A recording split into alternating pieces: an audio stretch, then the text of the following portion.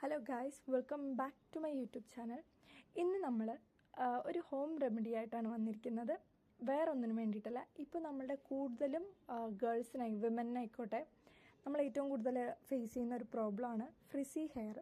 അപ്പോൾ അതിനാണ് നമ്മൾ കൂടുതലും നമ്മളുടെ ക്യാഷ് ഫുൾ ചിലവാക്കുന്നത്. പല പാർലറിലും സലൂണിലും പോയിട്ട് അതിനുള്ള ട്രീറ്റ്മെൻറ്റ് പെർമനൻ്റ് ആയിട്ടും എന്തെങ്കിലും ഫംഗ്ഷന് ടെമ്പററി ആയിട്ടും ആളുകൾ ചെയ്യാറുണ്ട്.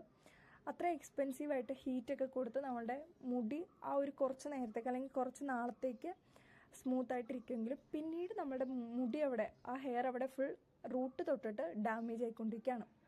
അപ്പോൾ നമുക്ക് കുറച്ച് നാളെങ്കിലും അല്ലെങ്കിൽ ഫ്രിസ് ഫ്രീ ആയിട്ട് നമുക്ക് വീട്ടിൽ തന്നെ ഒരു എക്സ്പെൻസീവോ അല്ല, ഒരു കെമിക്കൽസ് യൂസ് ചെയ്യുന്നില്ല, ഹീറ്റിംഗ് യൂസ് ചെയ്യാതെ നമുക്ക് വീട്ടിൽ തന്നെ അതിനൊരു പാക്ക് റെഡിയാക്കാൻ പറ്റും നമ്മുടെ ഹെയർ ഫ്രിസ് ഫ്രീ ആക്കാൻ വേണ്ടിയിട്ട്.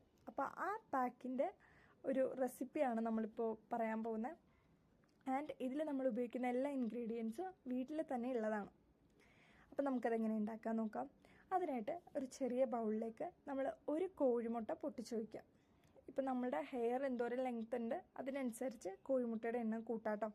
ഇവിടെ ഞാൻ ഒരു ഷോൾഡർ വരെയൊക്കെയുള്ള ഒരു ഹെയറിനാണ് ഒരു കോഴിമുട്ട എടുത്തിരിക്കുന്നത്. കോഴിമുട്ട തന്നെ എടുക്കാം. ആൻഡ് ഇനി നമുക്കിതിലേക്ക് ചേർക്കാവുന്നത് മോരാണ്, തൈര്. നല്ല ലൂസായിട്ട് കിട്ടുന്ന മോര് വേണ്ട, കുറച്ച് കട്ട തൈര് തന്നെ എടുക്കാൻ ശ്രമിക്കാം. ആൻഡ് ഇനി നമ്മൾ ചേർക്കാൻ പോകുന്ന അലോവേറ ജെൽ. ഇത് നാച്ചുറൽ അലോവേറ ജെല്ലാണ്.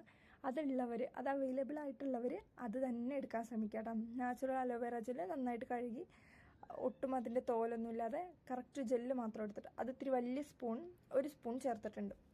ഇത് മൂന്നുമാണ് നമ്മുടെ ഏറ്റവും മെയിൻ ഇൻഗ്രീഡിയൻറ്റ്. ഇനി നമുക്ക് പെട്ടെന്ന് ഈ പാക്ക് ചേർക്കുമ്പോൾ പെട്ടെന്ന് ഹെയർ ഡ്രൈ ആയിട്ടിരിക്കാതിരിക്കാൻ നമുക്ക് കുറച്ച് നമ്മൾ ഏത് ഓയിലാണോ ഹെയറിൽ യൂസ് ചെയ്യുന്നത് ആ ഓയിൽ കുറച്ച് ഒഴിച്ചു കൊടുക്കാം.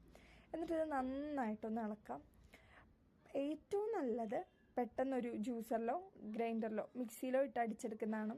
ഞാൻ ആദ്യം ഇളക്കിയിട്ട് ഈ അലോവേറ ജെല്ലൊന്നും ഒട്ടും അങ്ങോട്ട് പിടിക്കാതായപ്പോഴത്തേക്കും ഞാൻ മിക്സിയിൽ അടിച്ചു.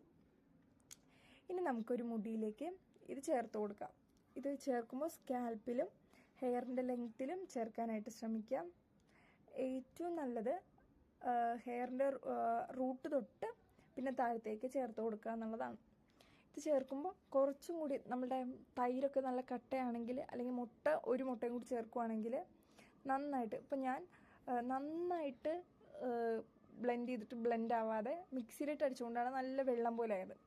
അപ്പോൾ നിങ്ങൾക്ക് നന്നായിട്ട് അലോവേറ ജെല്ലൊക്കെ മിക്സ് ചെയ്യാൻ പറ്റുമെങ്കിൽ മിക്സിയിൽ ഉപയോഗിക്കാതിരിക്കുക. കാര്യം നല്ല വെള്ളം പോലെ ആയിരിക്കും. അല്ലെങ്കിൽ ഒരു മുട്ടയും കൂടി ചേർക്കുക. കണ്ടോ, മിക്സിയിലിട്ട് അടിക്കുമ്പോഴത്തേക്കും ഇത്രയും ലിക്വിഡായിട്ട് കിട്ടും. അപ്പോൾ നമ്മുടെ ഹെയറിൽ അങ്ങനെ പറ്റി പിടിച്ചിരിക്കാൻ സാധ്യത കുറവാണ്. അപ്പോൾ അതാണ് ഞാൻ നേരത്തെ പറഞ്ഞതുപോലെ ഹെയറിൽ നിന്ന് ഇങ്ങനെ ഒഴുകി പോകാതിരിക്കാൻ തിക്കായിട്ട് ഇരിക്കാൻ പറ്റുന്ന രീതിയിൽ ചെയ്യാം. അപ്പോൾ നമ്മൾ ഹെയറിലും റൂട്ടിലും നന്നായിട്ട് തേച്ച് കൊടുത്തിട്ട്, കണ്ടോ ഇതിങ്ങനെ ഒഴുകി പോകരുത്, നന്നായിട്ട് തേച്ച് കൊടുത്തിട്ട് ഒരു 20 മിനിറ്റ്സ് അങ്ങനെ തന്നെ വെക്കുക. ഇതിപ്പോൾ ഞാൻ നേരത്തെ പറഞ്ഞ പോലെ ഇത്രയും കേളി ആയിട്ടുള്ള ഹെയറിലാണ് ഞാൻ അപ്ലൈ ചെയ്യുന്നത്. നിങ്ങൾ സ്ട്രെയിറ്റ് ഹെയർ ഓർ വേവി ഹെയർ ആണെങ്കിൽ കുറച്ചും കൂടി നമുക്ക് റിസൾട്ട് കിട്ടും. അപ്പോൾ നന്നായിട്ട് അപ്ലൈ ചെയ്തിട്ട് ഒരു 20 മിനിറ്റ്സ് കഴിയുമ്പോഴത്തേക്കും വാഷ് ചെയ്ത് കളയുക.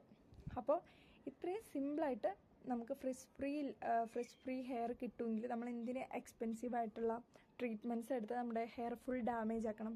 അപ്പോൾ എല്ലാവരും വീട്ടിൽ ട്രൈ ചെയ്ത് നോക്കാം. എന്നിട്ട് കമൻസിൽ അറിയിക്കാം. Okay, thanks for watching.